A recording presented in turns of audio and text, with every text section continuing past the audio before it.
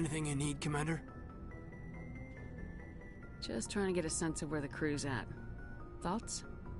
I've wasted enough of your time for now, Commander. We'll have time for personal debriefings later. What's your opinion on the last mission? I don't see how we could have done things any better. At least not without getting to Eden Prime sooner. And we were on the scene faster than any other Alliance ship could have been. We'll talk another time, Lieutenant. Commander?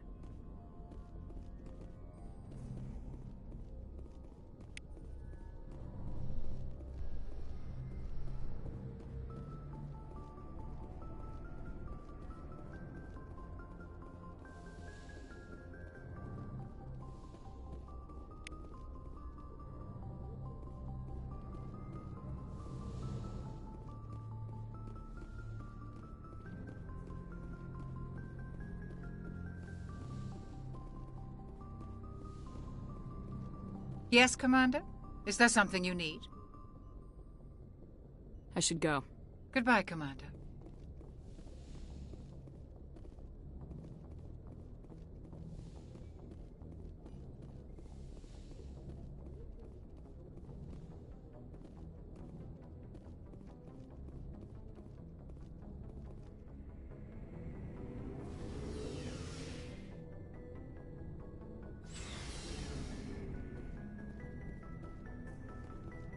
Looking for supplies? Let's see what you got. You bet, Commander.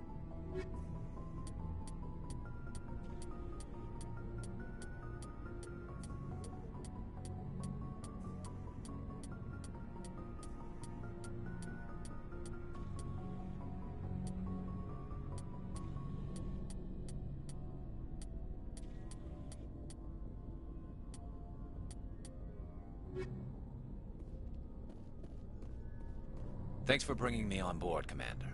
I knew working with the Spectre would be better than life at CSEC. Have you worked with the Spectre before? Well, no, but I know what they're like. Spectres make their own rules. You're free to handle things your way. At CSEC, you're buried by rules. The damn bureaucrats are always on your back. For the most part, the rules are there for a reason. Maybe. But sometimes it feels like the rules are only there to stop me from doing my work. If I'm trying to take down a suspect, it shouldn't matter how I do it, as long as I do it. But CSEC wants it done their way. Protocol and procedure come first. That's why I left. So you just quit because you didn't like the way they do things? There's more to it than that. It didn't start out bad, but as I rose in ranks, I got saddled with more and more red tape. CSEC's handling of Saren was typical. I just couldn't take it anymore. I hate leaving. I hope you made the right choice. I'd hate for you to regret it later. Well, that's sort of why I teamed up with you. It's a chance for me to get off the Citadel, see how things are done outside CSEC. Either way, I plan to make the most of this.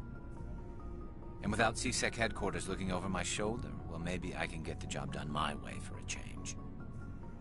If getting the job done means endangering innocent people, then no. We get the job done right, not fast. Got it?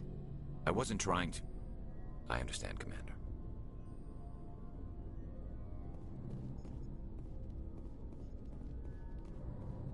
Commander? What's your opinion of the last mission? Kinda wish you'd got there sooner, Commander. No offense, I appreciate the rescue. I just wish... You wish we'd been able to save the rest of your unit. Yes, ma'am. If I had been more alert, we wouldn't have been cut down by an ambush. The Geth are perfect ambushers. They don't move, they don't make noise, they don't even breathe. They have flashlight heads, ma'am. I'll make sure it doesn't happen again. Do you have a few minutes to talk? One-on-one? I'm sorry, Commander. I need to get my duty squared away. I wouldn't mind talking more later, though. Dismissed, Chief. Ma'am? Nice ship you've got, Shepard. What can I do for you? What's your story, Rex? There's no story. Go ask the Quarian if you want stories. You Krogans live for centuries. Don't tell me you haven't had a few interesting adventures. Well, there was this one time the Turians almost wiped out our entire race. That was fun. I heard about that. You know, they almost did the same to us. It's not the same. It seems pretty much the same to me. So your people were infected with a genetic mutation? An infection that makes only a few in 1,000 children survive birth? And I suppose it's destroying your entire species? I suppose it isn't all the same. I don't expect you to understand, but don't compare humanity's fate with the Krogan. I was just making conversation. I wasn't trying to upset you. Your ignorance doesn't upset me, Shepard. As for the Krogan, I gave up on them long ago. The genophage infected us, but it's not what's killing us. Are your people really dying? We're sure not getting any stronger. We're too spread out. None of us are interested in staying in our own system. Lots of species have left their homes and prospered. But they go to colonize new worlds. We're not settlers. We're warriors. We want to fight. So we leave. Hire ourselves out. And most of us never go back. What can you tell me about the genophage? Ask the Solarians if you want details. They made it. All I know, it makes breeding nearly impossible. Thousands die in stillbirth, and most never get that far. Every Krogan is infected, every one. And no one's rushing to find a cure. Why don't the Krogan try to find a cure? When was the last time you saw a Krogan scientist? You ask a Krogan, would he rather find a cure for the genophage or fight for credits? He'll choose fighting every time. It's just who we are, Shepard. I can't change that. Nobody can. So long, Rex. Shepard.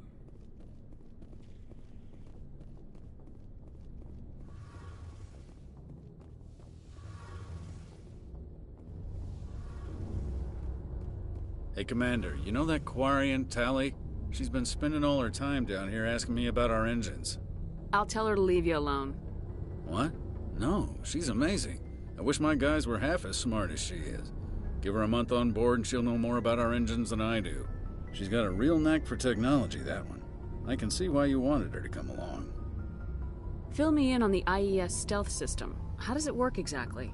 You can't hide a ship out in space. They emit too much heat and radiation. Too easy for sensors to pick them up, unless you find a way to capture those emissions. So our stealth systems trap the energy we give off in storage sinks built into the ship itself. No emissions to give away our location. Eventually the sinks have to be vented. More than a few hours silent running and they overheat. Cook us inside our own hull. There's no way for anyone to detect us? A visual scan can still pick us up. Anyone looking out a window can see us plain as day. But you have to be pretty close to get an actual visual out in space. Most vessels rely on scanners. As long as the stealth systems are engaged, they can't see us. Not unless we accelerate to FTL speeds. Why doesn't it work with faster-than-light travel? Cranking up to FTL blue shifts our emissions, pushes them into frequencies too high to capture in the sinks. As soon as we make the jump, it's like setting off a flare. Sensors can pick up our location whenever we enter or exit FTL flight, but for short-range missions, our stealth systems are amazing, and we've got the only one. I want to know more about the Normandy. She's the best ship I've ever served on, probably the fastest vessel ever designed, and she's the only one using the new Tantalus drive core. What's so special about the Tantalus drive core? Proportionally, it's about twice the size of any other vessel. Not only are we faster, but we can run at FTL speeds longer before we have to discharge the core. Where else have you served, Adams? If you name a class of Alliance ship, I've probably served on it. Everything from dreadnoughts and carriers right down to frigates like the Normandy. My last assignment was on the Tokyo, only a cruiser, but she was a good ship. Couldn't hold a candle to the Normandy, though. Carry on, Adams. Aye, aye, Commander. Your ship's amazing, Shepard. I've never seen a drive core like this before. I can't believe you were able to fit it into a ship this small. I'm starting to understand why you humans have been so successful. I had no idea Alliance vessels were so advanced. The Normandy's a prototype. cutting-edge technology? A month ago, I was patching a makeshift fuel line into a converted tug ship in the flotilla. Now, I'm sitting on board one of the most advanced vessels in Citadel space. I have to thank you again for bringing me along. Traveling on a vessel like this is a dream come true for me. I had no idea you found ship technology so interesting. It comes with being a Quarian. The migrant fleet is the key to the survival of my people. Ships are our most valuable resource. But we don't have anything like this. We make do with cast-offs and second-hand equipment. We just try to keep them running for as long as we can. Some of the fleet's larger vessels date all the way back to our original flight from the Geth. I can't believe your fleet's still using ships that are 3 centuries old. They're constantly being repaired, modified, and refitted. They aren't pretty, but they work. Mostly. We've tried to make ourselves as independent as possible on the flotilla. Grow our own food, mine, and process our own fuel. But some things we just can't make on our own. A patch to maintain the hull integrity requires raw materials we just don't have. That's why our pilgrimages are so important. Tell me about your people. Our lives aren't easy. Resources are scarce, and we are constantly on the move. Everything we do must in some way contribute to the continuation of the migrant fleet. There are 17 million Quarians in the flotilla, and each of us relies on the others for survival. The bonds among my people are strong. Unfortunately, we have had to surrender many of the freedoms and civil liberties other species take for granted.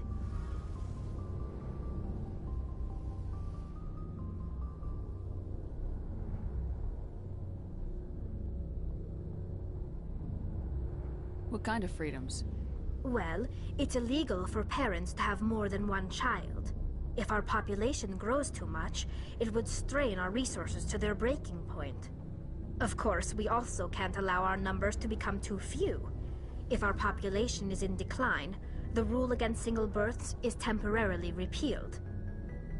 In extreme cases of population decline, incentives are even offered to encourage multiple births, though the Conclave hasn't had to take such measures in nearly a century. That's your government. The Conclave is our civilian branch of government. Each ship can elect a representative to serve on the Conclave and make decisions that affect the fleet as a whole. On matters that affect an individual ship, however, the captain has the final say. It's a tradition that dates back to the early days, when the fleet was governed by martial law. Fortunately, most captains nowadays are smart enough to have an elected council from their crew to give them advice and guidance. So the ultimate power rests with elected officials? In practice, the Conclave and the respective council for each ship tend to set the rules that govern our daily lives. But in theory, we are still under military jurisdiction. The 5 top-ranking military officials in the fleet serve on the Admiralty Board. These 5 have the power to overrule any decision by the Conclave in case of emergency. To do so requires unanimous agreement among the Admiralty, and they can only do this once. After that, the entire board must resign their posts. It's a safeguard that served us well. In nearly 3 centuries, the Admiralty Board has only overruled the Conclave 4 times. I want to know more about the Geth. I doubt I can tell you anything you don't already know. It's been almost 3 centuries since they drove my people into exile. All I know is the story of their origins, what they were when we created them, and how they turned on us. Interesting. The Geth were originally created to serve as an automated manual labor force. Initially, their intelligence was as limited as any VI.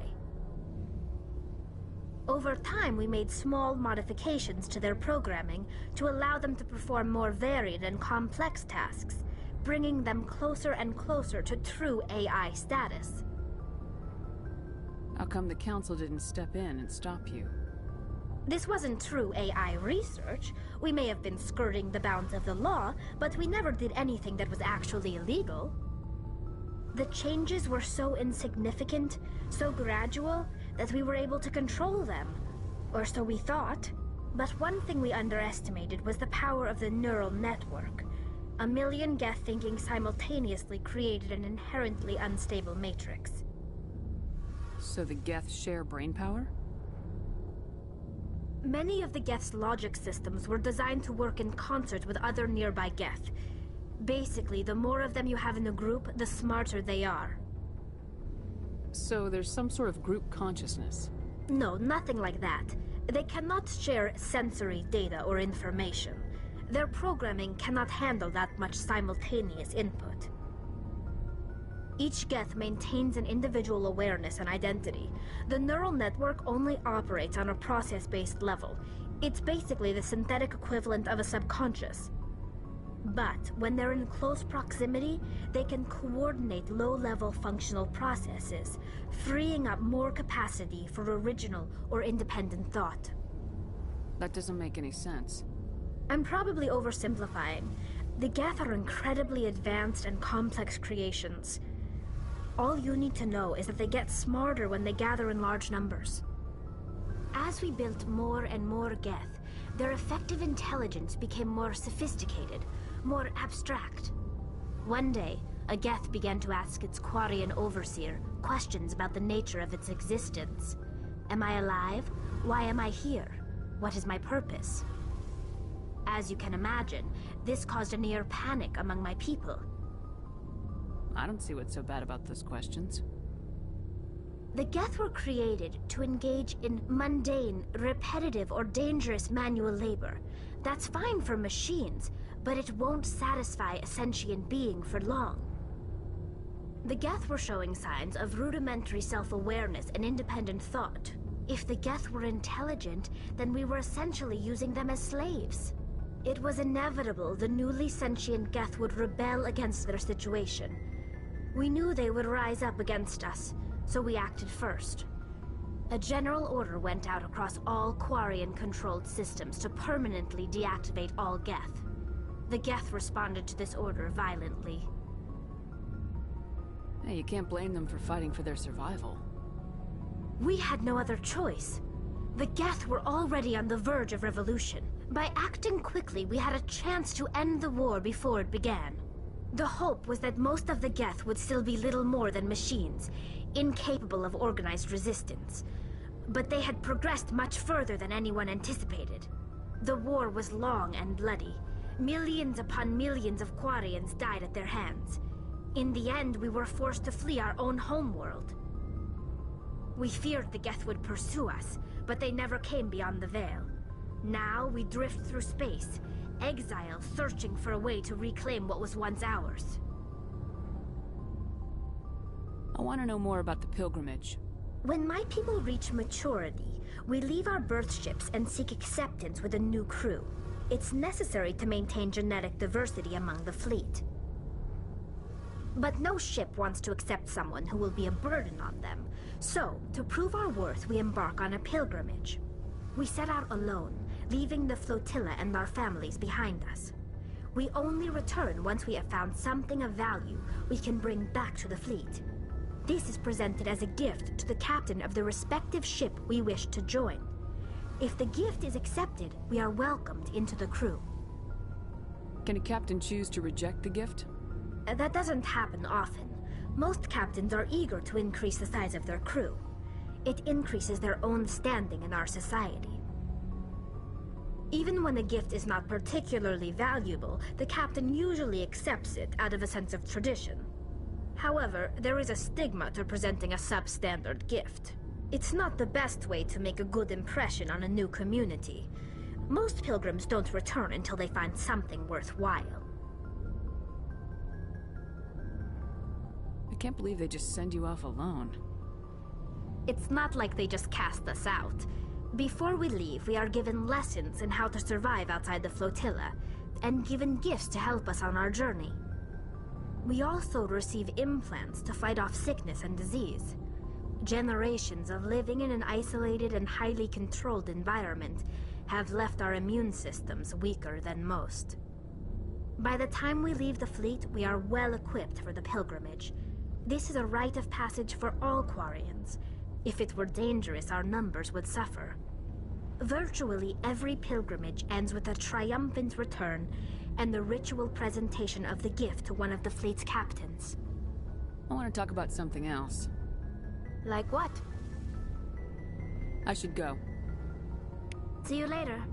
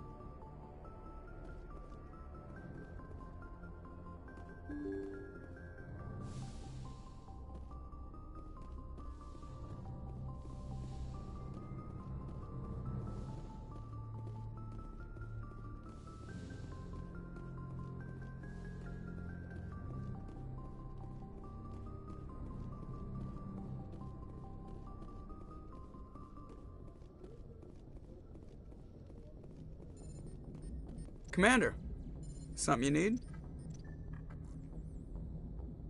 I have to go. All right, see you.